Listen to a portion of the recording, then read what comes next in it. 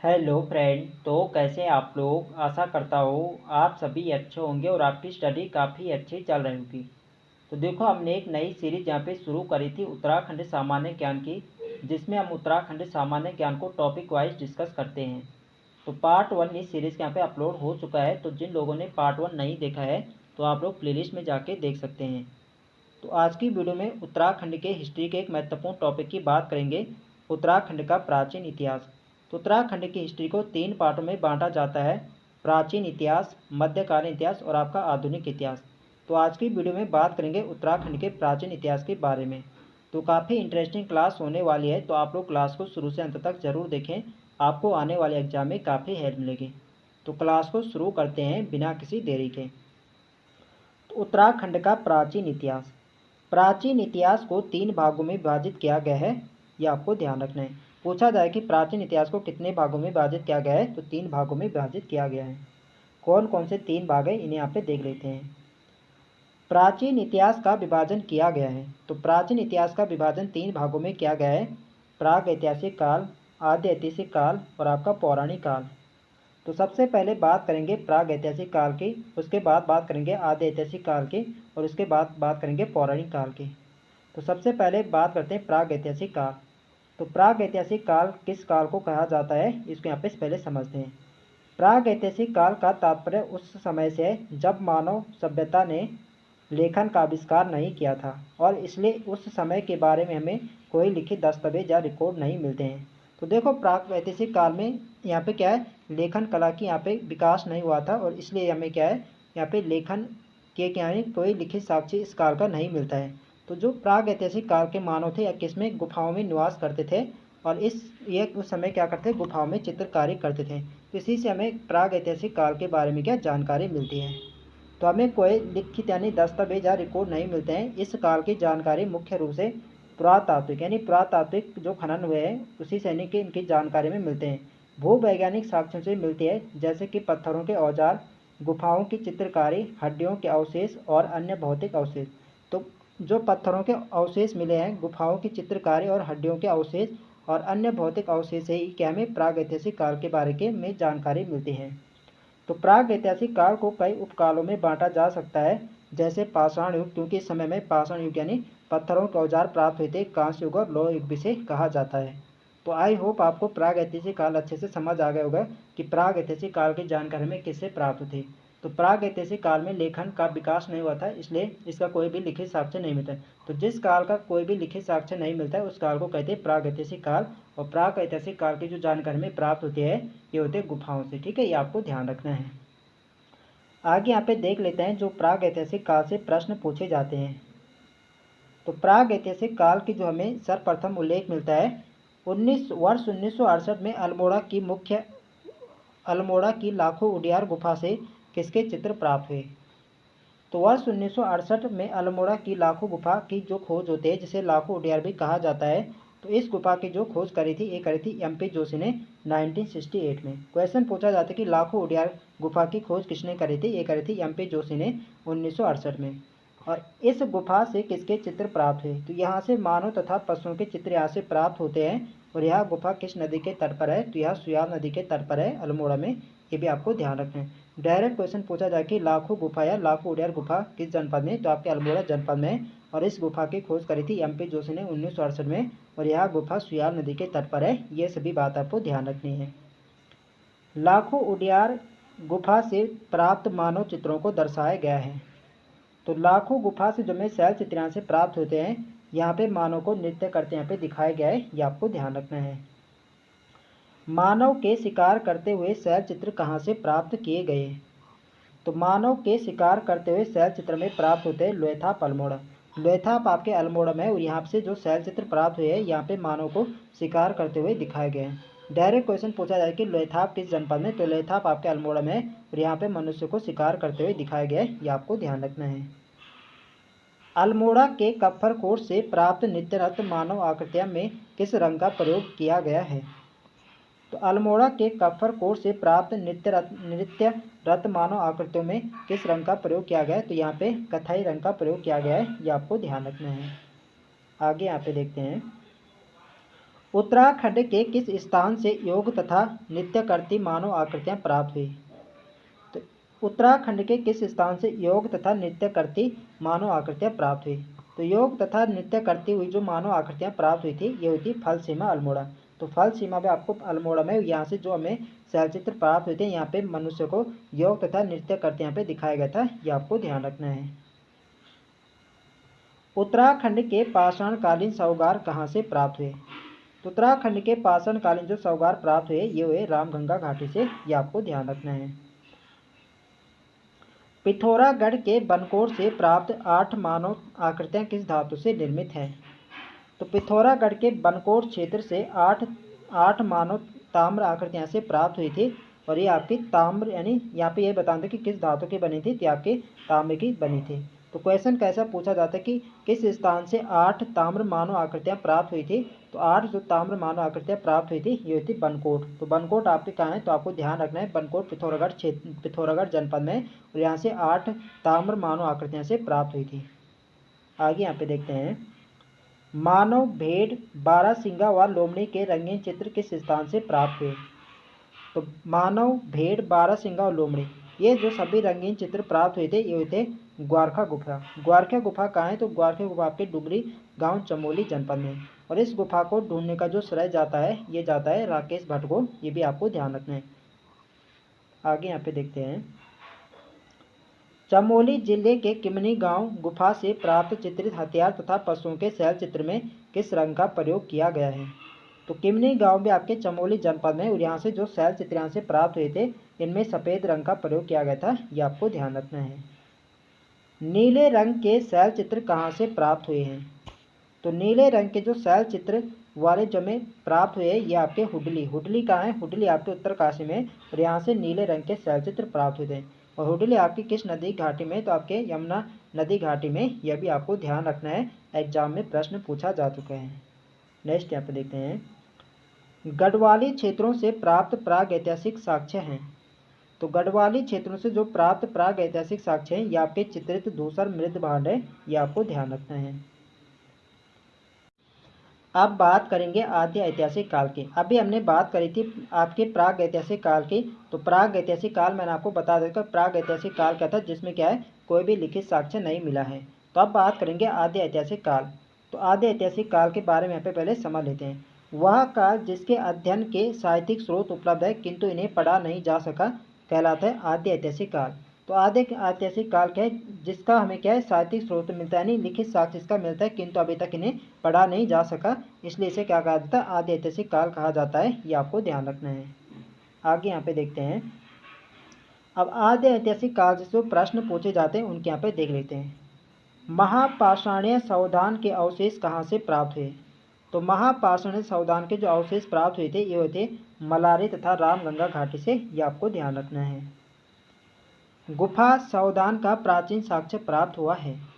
तो गुफा संवधान का जो प्राचीन साक्ष्य प्राप्त हुआ था ये हुआ था मलारी गांव से। मलारी गांव का है? तो मलारी गांव के चमोली में है।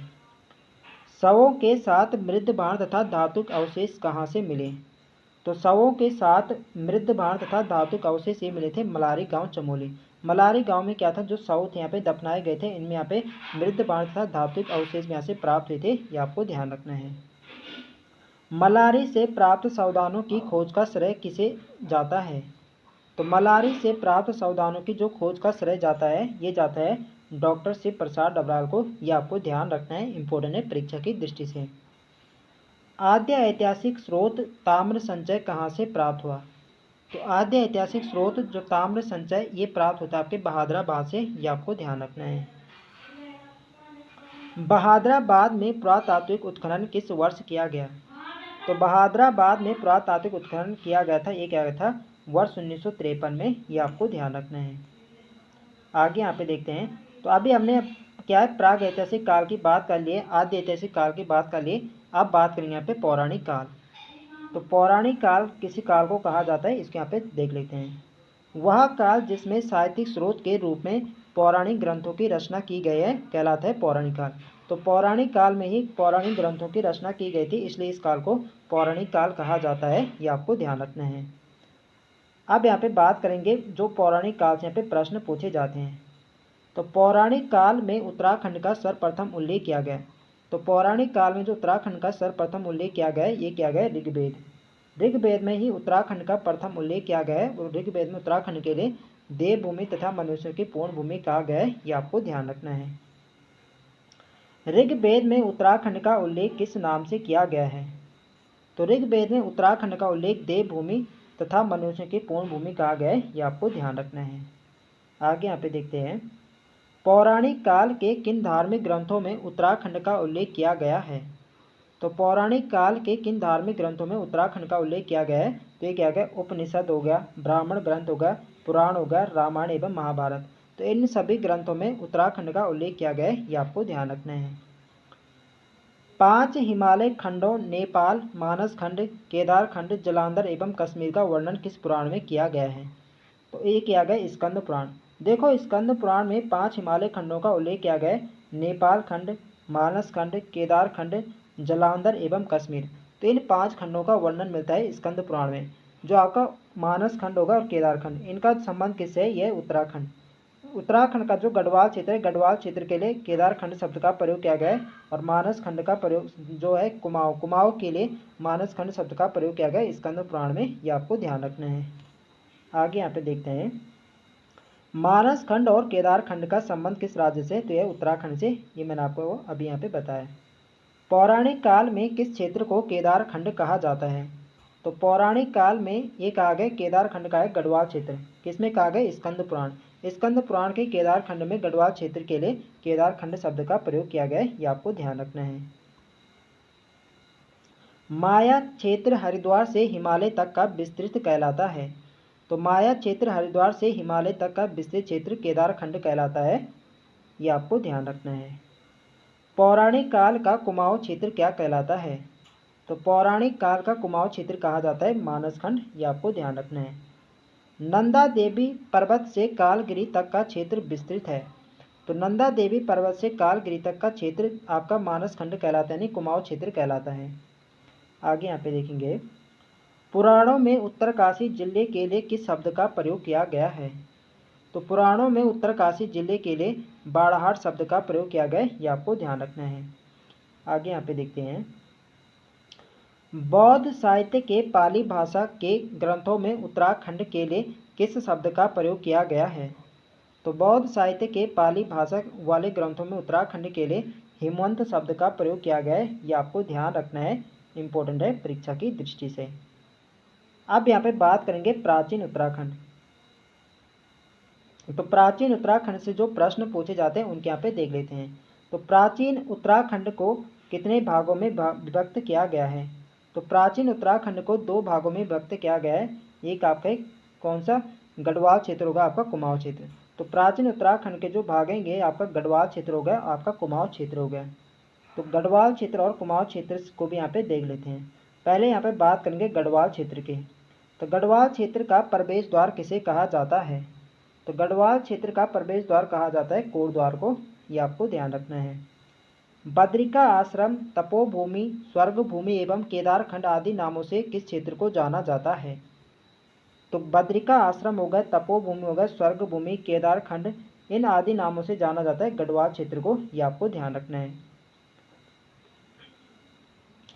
लगभग 1515 ईस्वी में गढ़वाल क्षेत्र को 52 पहाड़ी किलों पर किस शासक ने विजय प्राप्त की थी? तो ये करी थी पंवार शासक अजयपाल। पंवार शासक ने 1515 के आसपास गढ़वाल क्षेत्र के 52 गढ़ों को यहाँ पे जीत लिया था, ये आपको ध्यान रखना है। आगे यहाँ पे देखते हैं, प्राचीन उत्तराखंड के किस स्थान को मनुष्यों के आदि पूर्वज मनु का निवास स्थल बताया गया है? तो प्राचीन उत्तराखंड के किस स्थान को मनुष्यों के आदि पूर्वज मनु का निवास स्थान बताया गया है? तो ये बताया गया अलकापुरी, और कुबेर की राजधानी विषय बताए गए हैं। तो अलकापुरी कहाँ है? तो अलकापुरी आपके चमोली में, ये भी आपको ध्यान रखना है। आगे यहाँ पे देखते हैं, केदारनाथ के प्राचीन ग्रंथों को क्या कहा गया है? तो प्राचीन ग्रंथों में केदारनाथ के लिए भृंगतुंग शब्द का प्रयोग किया गया है, ये आपको ध्यान रखना है। रामायण काल के बाणासुर का राज्य गढ़वाल क्षेत्र था जिसकी राजधानी थी। तो रामायण काल के बाणासुर का जो राज्य था गढ़वाल क्षेत्र में था, और इसकी जो राजधानी थी ये थी ज्योतिषपुर जोशीमठ में। आगे यहाँ पे देखते हैं, भगवान राम के भाई लक्ष्मण जी की तपस्थली तपोवन कहाँ स्थित है? तो भगवान लक्ष्मण ने जो अपने अंतिम समय में तपस्या करी थी, ये तपोवन में करी थी। और तपोवन कहाँ है? तो तपोवन आपके टिहरी गढ़वाल में है। और भगवान राम ने अंतिम समय में तपस्या कहाँ पर करी थी? तो भगवान राम ने ही देव प्रयाग, जो वहाँ पे रघुनाथ मंदिर है कहा जाता है, यहीं पर तपस्या करी थी। ये भी आपको ध्यान रखना है। प्राचीन काल में गढ़वाल क्षेत्र में स्थापित दो प्रमुख विद्यापीठ हैं। तो प्राचीन काल में गढ़वाल क्षेत्र में जो दो प्रमुख विद्यापीठ थे, आपका बद्रिका आश्रम था और आपका कण्व आश्रम था। ये आपको ध्यान रखना है। कालिदास ने मालिनी नदी के तट पर स्थित कण्व आश्रम में किस ग्रंथ की रचना की? तो कालिदास ने मालिनी नदी के तट पर स्थित कर्ण आश्रम में किस ग्रंथ की रचना करी थी? तो ये करी थी अभिज्ञान शाकुंतलम। देखो कर्ण आश्रम कहाँ है? तो कर्ण आश्रम मालिनी नदी के तट पर कोटद्वार में, यहीं पे महाकवि कालिदास ने अभिज्ञान शाकुंतलम की रचना करी थी। और महाकवि कालिदास ने कर्ण आश्रम के लिए किस शब्द का प्रयोग किया था? ये किया था किसलय प्रदेश। वर्तमान में जो कर्ण आश्रम है इसे चौकी घाट के नाम से जाना जाता है। ये भी आपको ध्यान रखना है। और कर्ण आश्रम का संबंध किससे? तो यह दुष्यंत और शकुंतला से इनका संबंध है। इन्हीं के प्रेम प्रसंग के कारण प्रसिद्ध रहा कर्ण आश्रम। और यहीं पे चक्रवर्ती सम्राट भरत का जन्म होता है, जिनके नाम पर अपने देश का नाम भारत पड़ा। तो ये सभी बात आपको ध्यान रखनी है। अभी हमने बात करी गढ़वाल क्षेत्र की, अब बात करेंगे कुमाऊं क्षेत्र। पौराणिक ग्रंथों के अनुसार चंपावत के पास कांतेश्वर पर्वत पर विष्णु भगवान का कौन सा अवतार हुआ? तो पौराणिक ग्रंथों के अनुसार चंपावत के पास कांतेश्वर पर्वत है, जहाँ पे विष्णु भगवान का कच्छप अवतार यहाँ पे अवतार हुआ था। ये आपको ध्यान रखना है। कुमाऊं क्षेत्र का सर्वाधिक उल्लेख स्कंद पुराण के किस खंड में किया गया? तो स्कंद पुराण के मानस खंड में सर्वाधिक उल्लेख मिलता है कुमाऊं क्षेत्र का। ये आपको ध्यान रखना है। आगे यहाँ पे देखते हैं, कालांतर में किस पर्वत के नाम पर मानस खंड क्षेत्र को कुमाऊं कूर्मांचल कहा जाने लगा है? तो कालांतर में जो आपका कांतेश्वर पर्वत है, इसी के नाम पर ही मानस खंड क्षेत्र को कूर्मांचल कहा जाने लगा। ये आपको ध्यान रखना है। देखो फ्रेंड्स, वीडियो पसंद आ रही तो फ्रेंड्स वीडियो को लाइक करें, शेयर करें, और जो लोग चैनल पर नए हैं चैनल को सब्सक्राइब करें। कूर्मांचल किस भाषा का शब्द है? तो कूर्मांचल जो है संस्कृत भाषा का शब्द है। ये आपको ध्यान रखना है। कूर्मांचल को हिंदी भाषा में क्या कहते हैं? तो कूर्मांचल को हिंदी भाषा में कुमाऊं कहा जाता है। ये आपको ध्यान रखना है। तो कूर्मांचल संस्कृत भाषा का शब्द है और हिंदी में से कुमाऊं कहा जाता है। महाभारत काल में किस क्षेत्र में किरात, किन्नर, यक्ष, तंगव, कुलीन तथा खस जातियां निवास करती थी? तो ये करती थी कूर्मांचल क्षेत्र। कूर्मांचल क्षेत्र में ही महाभारत काल के किरात हो गए, किन्नर, यक्ष, तंगव, कुलीन तथा खस आदि जातियां पे निवास करती थी। ये आपको ध्यान रखना है। आगे यहाँ पे देखते हैं, अल्मोड़ा जिले के किस मंदिर से यक्षों के निवास साक्ष्य प्राप्त होते हैं? तो ये होते हैं जाखन देवी मंदिर। जाखन देवी मंदिर आपके अल्मोड़ा जनपद में, यहाँ से यक्षों के निवास करने की पुष्टि होती है। ये आपको ध्यान रखना है। प्राचीन उत्तराखंड के किन स्थलों से शिलालेखों के साक्ष्य मिले हैं? तो प्राचीन उत्तराखंड के आपका कालसी हो गया, लाखा मंडल, सिरोली मंडल एवं माणा, इन स्थानों से शिलालेखों के साक्ष्य मिलते हैं। ये आपको ध्यान रखना है। गोपेश्वर, कालीमठ, केदारनाथ तथा नाला के लेख उत्कीर्ण है। तो गोपेश्वर, कालीमठ, केदारनाथ तथा नाला के जो लेख उत्कीर्ण मिलते हैं, ये मिलते हैं मंदिरों की दीवारों पर। आगे यहाँ पे देखते हैं, देहरादून के जौनसार बाबर स्थित लाखा मंडल से प्राप्त शिलालेख कौन सा है? तो देहरादून के जौनसार बाबर स्थित लाखा मंडल से जो प्राप्त शिलालेख है, यहाँ पे है राजकुमारी ईश्वरा का शिलालेख। तो राजकुमारी ईश्वरा का जो शिलालेख प्राप्त हुआ है, ये हुआ है लाखा मंडल देहरादून से। ये आपको ध्यान रखना है। पूछा जाता कि राजकुमारी ईश्वरा का शिलालेख कहाँ से प्राप्त हुआ था? ये हुआ था लाखा मंडल से। और इसी के अभिलेख में यमुना उपत्यका में यादवों के राजवंश के बारे में जानकारी मिलती है। ये भी आपको ध्यान रखना है। पूछा जाता कि यदुवंशी राजों की जानकारी में कहाँ से मिलते हैं राजकुमारी ईश्वरा के शिलालेख से। आगे यहाँ पे देखते हैं, तो आज के लिए बस यहाँ पे इतना ही है। तो अब आज के जो टॉपिक में हमने बात करी थी, ये करी थी उत्तराखंड के प्राचीन इतिहास के बारे में। तो आई होप आप सभी को वीडियो अच्छी लगी होगी। तो फ्रेंड्स वीडियो को लाइक करें, शेयर करें, और जो लोग चैनल पर नए हैं चैनल को सब्सक्राइब करें। तो मिलते हैं नेक्स्ट वीडियो में हम बात करेंगे उत्तराखंड के मध्यकालीन इतिहास के बारे में। तो आई होप आप सभी को वीडियो पसंद आए। तो फ्रेंड्स वीडियो को लाइक करें, शेयर करें, और जो लोग चैनल पर नए हैं चैनल को सब्सक्राइब करें। मिलते हैं नेक्स्ट वीडियो में, तब तक के लिए जय हिंद दोस्तों।